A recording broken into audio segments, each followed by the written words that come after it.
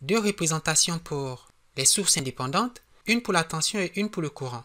La tension est représentée par un cercle avec la valeur V0 délivrée par cette tension. Et puis le courant, un cercle avec une flèche et I0, l'intensité du courant délivrée par la source. Et ça c'est pour les sources indépendantes. Quand la source est dépendante, eh bien on utilise ce symbole du losange pour le courant et pour la tension. La tension, on a plus ou moins V, qui est bien sûr une fonction de quelque chose, la chose dont elle dépend, c'est pourquoi on l'appelle source dépendante. Et puis pour le courant, on a I, qui est une fonction G de la variable dont elle dépend. Donc pour la tension et pour le courant. Et les composants que nous aurons à utiliser encore et encore et encore et encore. La résistance, qui a ce symbole, le condensateur, qui a ce symbole, et puis l'inductance ou la bobine, qui a ce symbole.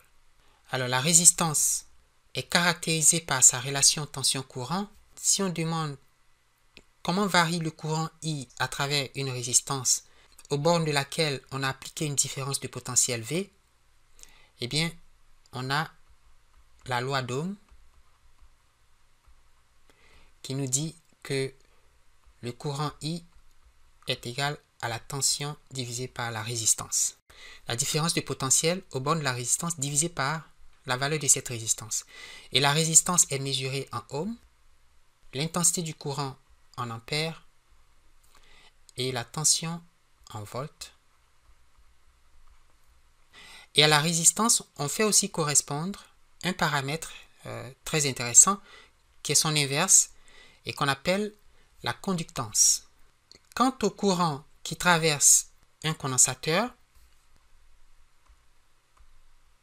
on montre que son intensité varie proportionnellement à la capacité du condensateur et en raison du taux de variation de la tension aux bornes du condensateur. Et si on appelle V cette tension, la dérivée de V par rapport à T multipliée par C nous donne à chaque instant l'intensité du courant qui traverse le condensateur. Et vous savez que le passage de ce courant produit un effet de charge et de décharge du condensateur, n'est-ce pas? Et si on coupe la source de tension, la source d'alimentation, eh bien le condensateur se décharge. Il est donc une sorte de mémoire, n'est-ce pas? Il accumule des charges, il les garde en mémoire et il se décharge dans le circuit en général à travers une résistance R. Alors quant à la bobine, on montre que sa relation tension-courant est inversement proportionnelle à la valeur de l'inductance et cette inductance dépend d'ailleurs, comme on l'a vu dans notre cours d'électromagnétisme, du taux de variation du flux magnétique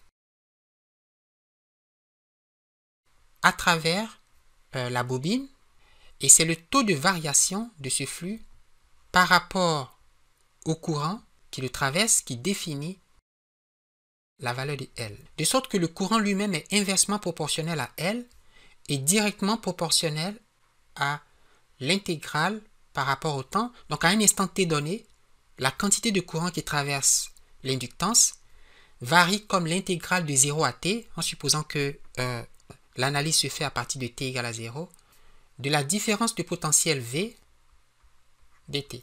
Donc on intègre la tension aux bornes de l'inductance de 0 à t divisé par l'inductance et ça nous donne à chaque instant, n'est-ce pas, à chaque instant, le courant qui traverse la bobine.